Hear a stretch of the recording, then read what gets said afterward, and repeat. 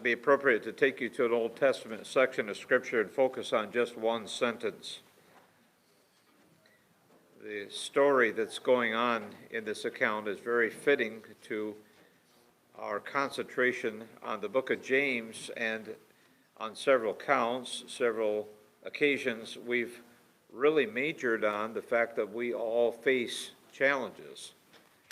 The call is to rejoice in times of distress and trials, but we are, I trust, as we leave here today, pretty well steeled that we can't escape trials and temptations. The hardships of life are there. They're actually there to help us on our journey from earth to heaven, being prepared to meet the Lord, but to face the situations of life. That's what it's all about. I want to take just a few minutes at 1 Samuel chapter 30. This is actually a portion of a verse. I recall in our former church years ago, going through some trials and hardships within the church family itself, and I had a good pastor friend locally. I actually didn't sense that I was really floundering and having a terrible struggle, but it was a difficult situation, and this pastor friend actually had a wealth of experience with the church where I was then pastoring.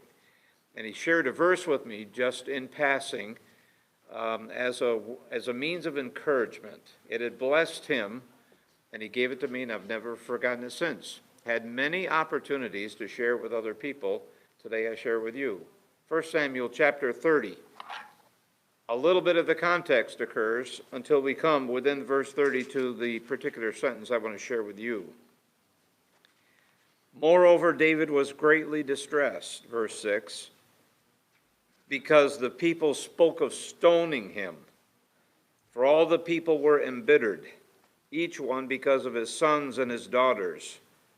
But David strengthened himself in the Lord his God.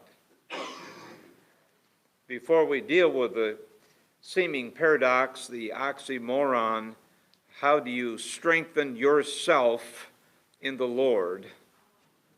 How about just the Lord strengthens us? Well, what is this? But he strengthened himself in the Lord. Before we actually get to that, just remember these circumstances. I choose today to deal with the stages of this journey on which David and his men find themselves in their battles against the enemies of Israel. They've undertaken the task of defending Israel. That takes them on their journey, and they've settled in a hometown, and to that hometown they return. Out for battle, back to rest. Out for battle, back to rest. So they're gone, sometimes for days at a time, and then returning to families and to the few things that are theirs. The path of duty and faithfulness is relatively clear. The fortitude of all these men that are following David is so commendable. David certainly had the skill and the ability, and he exercised it so many times when there were great men of war that are following David. David is himself skilled. Actually, his shepherding experience and background made him a capable one to wield a weapon, but his training for God made him very capable in being the commander-in-chief. David is doing that. Remember all the stories that involve David's men. David's men. So what a scene that is. And he has trained and made into a great militia, a band of guerrilla fighters. And that's the way they had to fight and on the run. David, of course, was staving off even King Saul for such a long time. But now here he is defending Israel and fighting those enemies within the land of Israel from the Israelites. And by the way, you'd think that'd be the job of King Saul. But it's actually David who is doing the work of the king. The Amalekites were a formidable tribe, and the beginning of chapter 30 tells us the surrounding situation. It happened when David and his men came to Ziklag on the third day, that the Amalekites had made a raid on the Negev and on Ziklag, and had overthrown Ziklag and burned it with fire. And they took captive the women and all who were in it, both small and great, without killing anyone, and carried them off and went their way. When David and his men came to the city, behold, it was burned with fire, and their wives and their sons and their daughters had been taken captive. Then David and the people who were with him lifted their voices and wept until there was no strength in them to weep. Now David's two wives had been taken captive, Ahinoam the Jezreelitess, and Abigail the widow of Nabal the Carmelite. And then we come to David was greatly distressed. This path of duty had carried David and all his men on the commission and mission of engaging the enemy and winning some freedom and liberty for Israel and taking more possession of more of the land. That was a progressive thing, much as sanctification is, but their job was to dispossess the people of the land, to possess it for God and for the people of Israel, and to fight the good fight. Here David is out doing the business of God, which, as we would presume in the Bible, comes with some divine protection for those that are doing the will of God as they fight those enemies. And now David comes back to their hometown, his own two wives, and the entire town burned to the ground, and the women and the children gone, all taken captive. Can you understand, first, those men and their distress, and David as well and his distress? But they actually are on the path of duty and faithfulness. These Amalekites are not a group to fool with. They, of course, were formidable. They're a tribe. They're nomadic. They were the first ones to attack the Israelites when they came from the Exodus, and they remain enemies. And the engagements between them proves to us that even though we can journey in time for just a few centuries, there's no love lost between the Amalekites and the Israelites.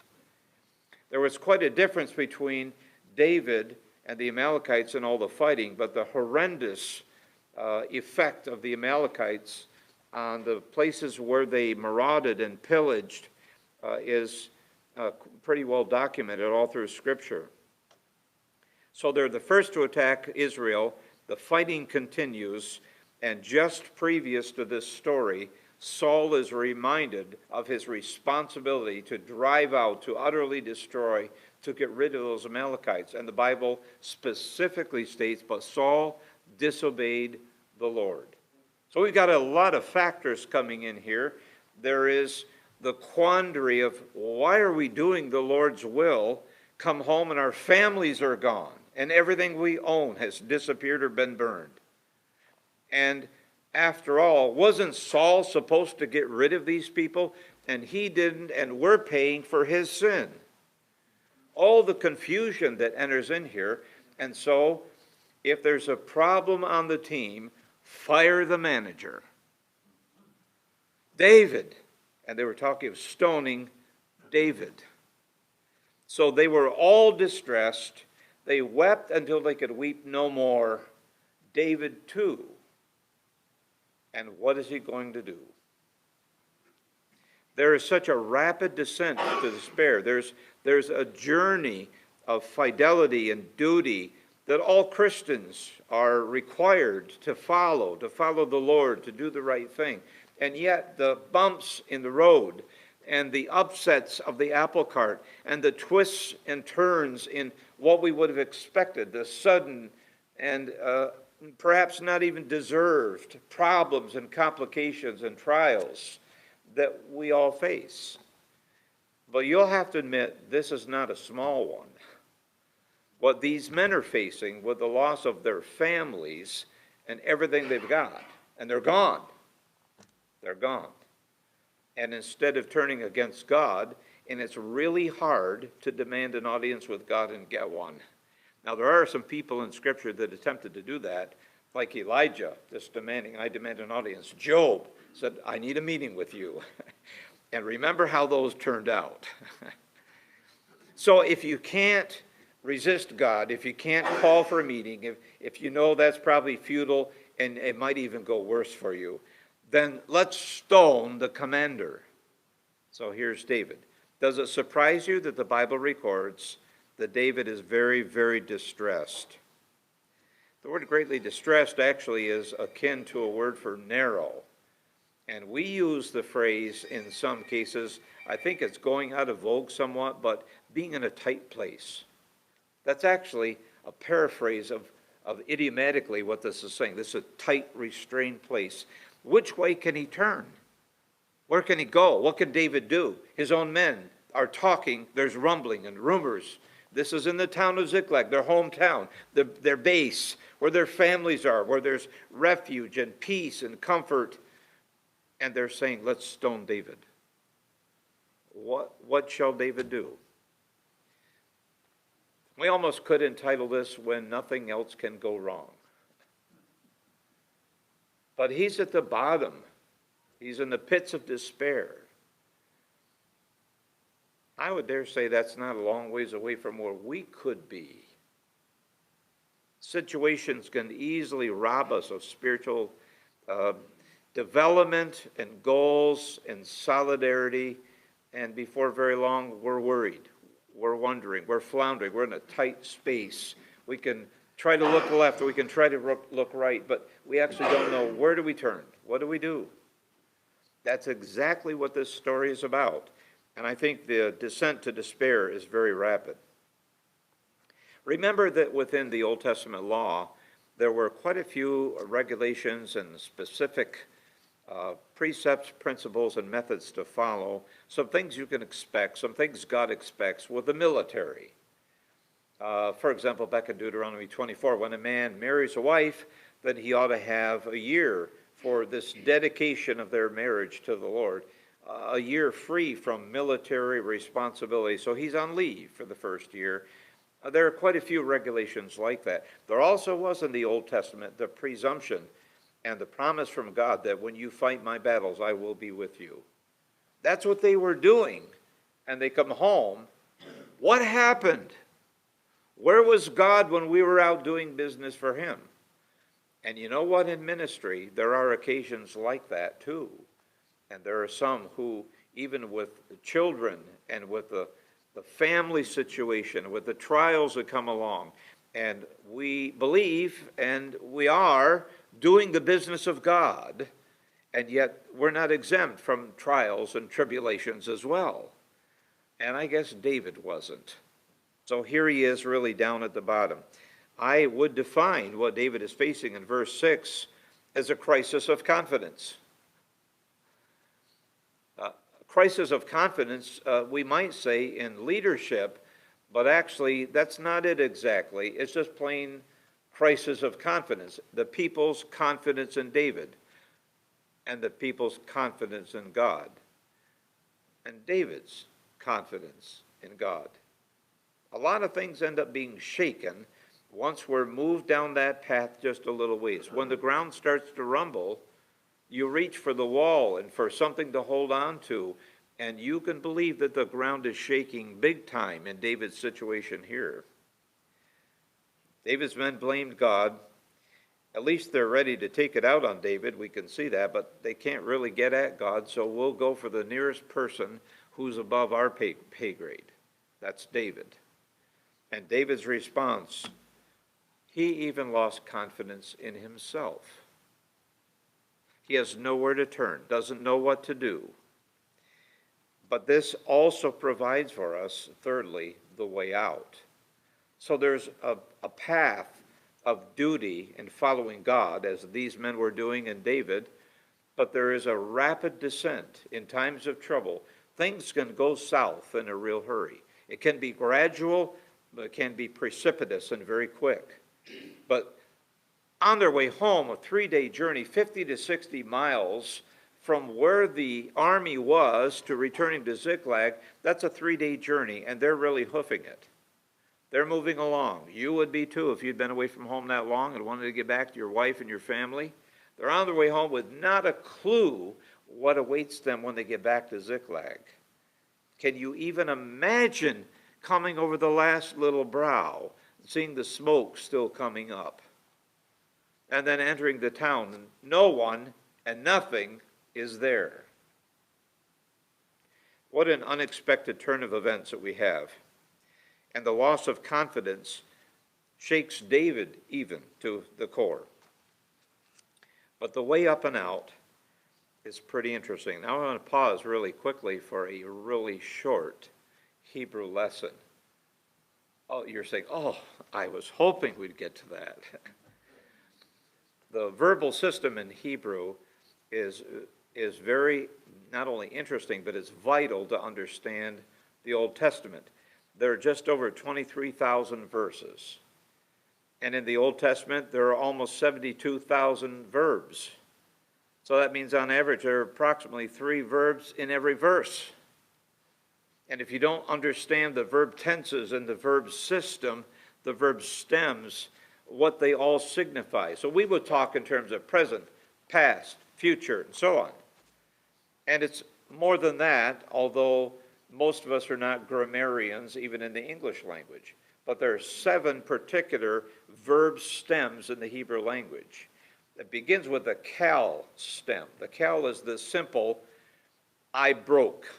It'll be a verb, be a simple action, I broke. But we move down and we decline. We move from that being the original, the formal, the model, but all the aspects of verbal happening move from that, all the way down to the hithpael. And I know you're going to remember that. I'll ask you next year. The hithpael.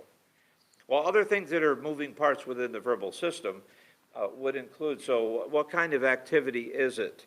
And who are the actors in this?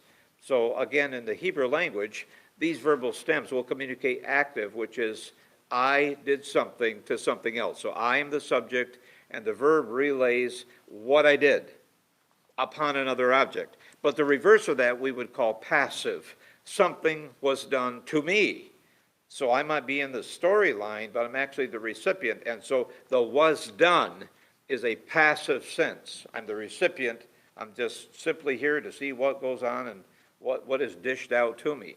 The middle voice is as a reflexive. One does so for himself. So you might say, yesterday morning I dressed my little brother. When I was younger, I was dressed by my mama. But now I dress myself. Now see, that's the reflexive. That's the middle part, as in Greek. What exactly is going on with this statement? David strengthened himself in the Lord. There's one other part of the verbal system, and that is that we have a simple verb like I broke. We also could take the same thing in a derived sense and say, no, I smashed it into pieces. You could use the same Hebrew verb in the PL form, and what you're doing is making that intensive. Same verb, same action, but now we don't translate it just broke. Yeah, I broke it. No, I smashed it, because the PL is a different spelling of the same verb, and it means there's intensive action. But if we want to throw one more wrinkle in it, we can do it to ourselves. So that's a reflexive idea, and that's what's happening here. So have you had time to think through, how can this be? David strengthened himself in the Lord. Well, it's God's strength. How do I strengthen myself if it's God's strength? Because the strength of God is available to you, but you must avail yourself of his strength. How about that? So there it is. Do you want it or not? Will you accept it or not?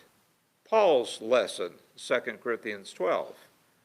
It was only when he discovered how weak he was and acknowledged that through prayer, Lord, would you remove my thorn in the flesh?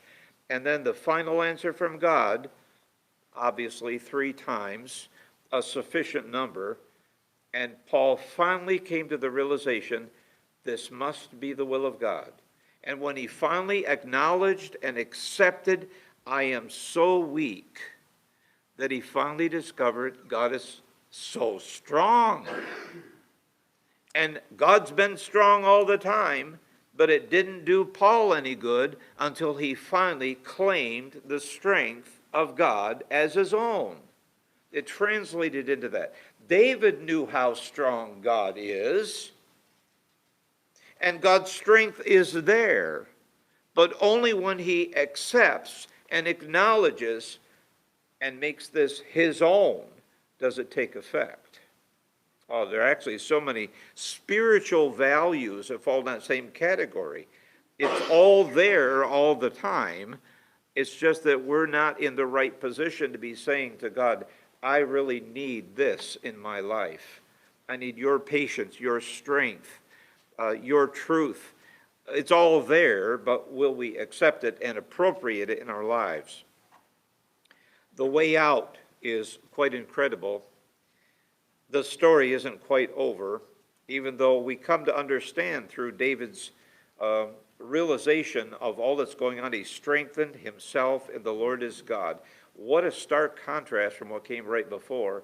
He was at the bottom of the bottom. They're talking of stoning him, but David strengthened himself in the Lord. Listen, there are times when you have nowhere to turn. It's wonderful to have good friends. It's great to have a support team. Good to have deacons that are by your side and help to pull you through. Friends, colleagues, fellow pastors, friends all over in any capacity in life, and the encouragement they provide. But look, at the end of the day, it actually is you and God. So they can tell you, cheer up, be encouraged. But in your heart you're saying, yeah, well, you're not in my shoes. None of this will help. All of it can help. It can be a solace and a comfort to know others are there by your side. But listen, the bottom line is it's the strength of the Lord. So David strengthened himself in the Lord his God. It's all a very personal thing. And the strength of God is there, but until David strengthened himself in the Lord his God, it wouldn't have helped him one little bit. But it's not the end of the story. So in verse 7, David said, I'm going to find out what's going on. We understand as the story unfolds, and I'm not going to read it all for you, verses 7 really down through the end of the chapter, but here it is in a nutshell. So David goes to Abiathar the priest, and he says, I need the ephod. That was their method in those days of determining the will of God. So David inquired of the Lord, verse 8, shall I go after these marauders? And God's answer was, go. And more than that, pursue. You will surely overtake them. You will surely rescue all. David began to proceed. I'm sure the tracks were there. David still didn't know who did this or what's going on, but he came across an Egyptian who had been a part as a slave of that group of marauders. He had been left essentially for dead. He was wounded, sick, and David came upon him, and he and his men gave the man food. They comforted him. They befriended him. The man said, as David asked, will you help us? Will you tell us what you know? Will you help me find the people who did this? And he said, all I ask is you promise me that you won't take my life and you won't hand me back over to them, because I don't think I would be in good graces when they find out I'm giving you information. David said, you have my word. So this man steered them toward the Amalekites. As they approached the Amalekites, not all of the 600 men of David's army could keep going. Do you understand how weary they are? They're heartbroken, they're discouraged, but they're physically and spiritually drained. 400 pressed on, 200 had to remain behind. So David approaches with 2/3 of his army. They overtook the Amalekites, and you read exactly what happens. Verse 16, when he, the Egyptian, had brought him down, they were spread over all the land, eating and drinking and dancing because of all the spoil that they had taken from the land of the Philistines and from the land of Judah. David slaughtered them from the twilight until the evening of the next day, and not a man of them escaped, except 400 young men who rode on camels and fled. So David recovered all that the Amalekites had taken and rescued his 2 wives.